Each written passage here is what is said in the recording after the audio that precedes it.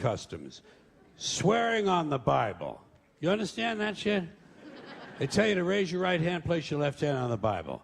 Does this stuff really matter? Which hand? Does God really give a fuck about details like this? Suppose you put your right hand in the Bible, you raise your left hand. Would that count? Or would God say, sorry, wrong hand, try again? And why does one hand have to be raised? What is the magic in this gesture? This seems like some sort of a primitive voodoo mojo shtick.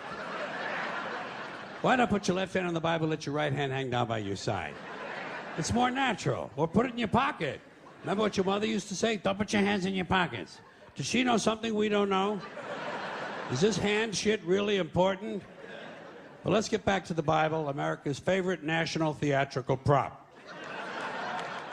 Suppose the Bible they hand you to swear on is upside down, or backward, or both, and you swear to tell the truth on an upside-down, backward Bible.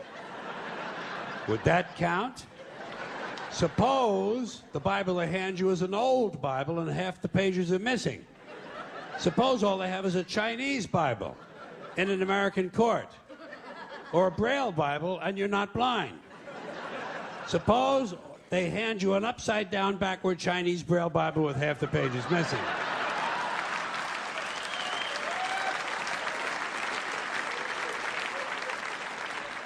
At what point does all of this stuff just break down and become just a lot of stupid shit that somebody made up? They fucking made it up, folks. It's make-believe. It's make-believe. Now, all right. Okay. Let's leave the Bible aside. We'll get back to the science fiction reading later.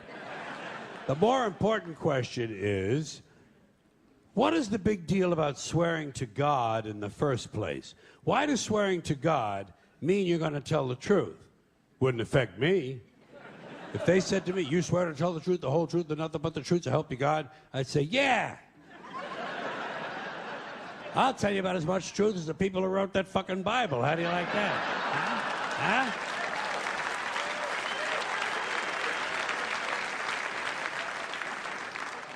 Swearing on the Bible doesn't mean anything. It's kid. Swearing to God is kid stuff. Remember when you were a kid, if you told another kid something he didn't quite believe, he'd say, you swear to God? I would always say, yeah, I swear to God, even if I was lying. Why not? What's going to happen if I lie? Nothing. Nothing happens if you lie, unless you get caught, and that's a whole different story. Sometimes a kid would think he was being slick with me, and he'd say, you swear on your mother's grave? I'd say, yeah. Why not? First of all, my mother was alive. She didn't even have a grave. Second of all, even if she was dead, what's she going to do? Rise from the grave and come and haunt me? Come and haunt me? All because I told a lie to an 8-year-old? Get fucking real, will you?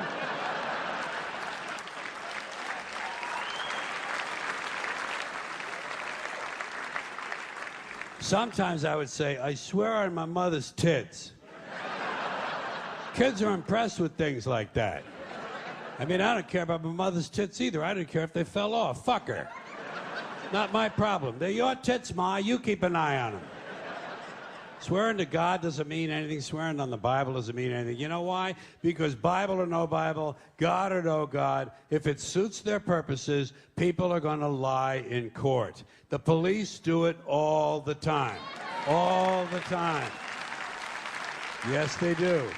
It's part of their job to protect, to serve, and to commit perjury whenever it supports the state's case. Swearing on the Bible is just one more way of controlling people and keeping them in line, and it's one more thing that holds us back as a species. Here's one more item for you, the last in our civics book, rights. Boy, everyone in this country is always running around yammering about their fucking rights. I have a right, you have no right, we have a right, they don't have a right. Folks, I hate to spoil your fun, but there's no such thing as rights, okay? They're imaginary. We made them up, like the boogeyman. The Three Little Pigs, Pinocchio, Mother Goose, shit like that. Rights are an idea. They're just imaginary. They're a cute idea. Cute. But that's all. Cute and fictional. But if you think you do have rights, let me ask you this. Where do they come from? People say, well, they come from God. They're God-given rights. Oh, fuck. Here we go again. Here we go again.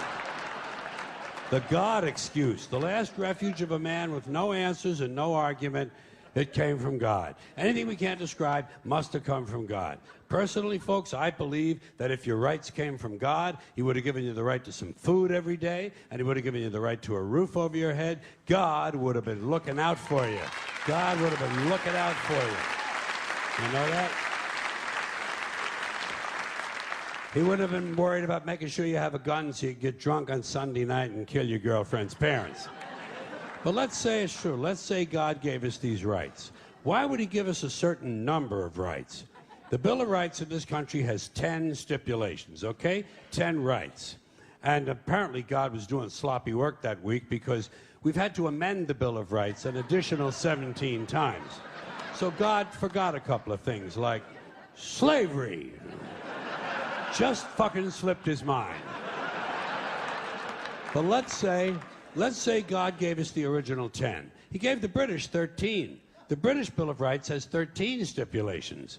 The Germans have 29.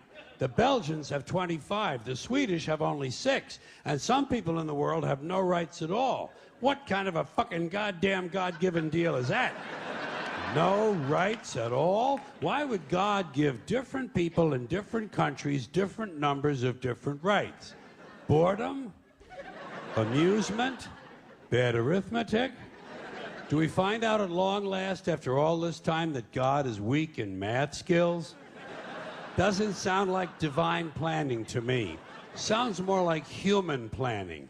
Sounds more like one group trying to control another group. In other words, business as usual in America. Now, if you think you do have rights, one last assignment for you. Next time you're at the computer, get on the internet, go to Wikipedia. When you get to Wikipedia, in the search field for Wikipedia, I want you to type in Japanese Americans 1942, and you'll find out all about your precious fucking rights, okay? All right. You know about it. You know about it. Yeah. In 1942, there were 110,000 Japanese American citizens and good standing, law-abiding people who were thrown into internment camps simply because their parents were born in the wrong country. That's all they did wrong. They had no right to a lawyer, no right to a fair trial, no right to a jury of their peers, no right to due process of any kind. The only right they had, right this way, into the internment camps. Just when these American citizens needed their rights the most, their government took them away. And rights aren't rights if someone can take them away. They're privileges. That's all we've ever had in this country is a bill of temporary privileges. And if you read the news even badly, you know that every year the list gets shorter and shorter and shorter. You see how sooner or later?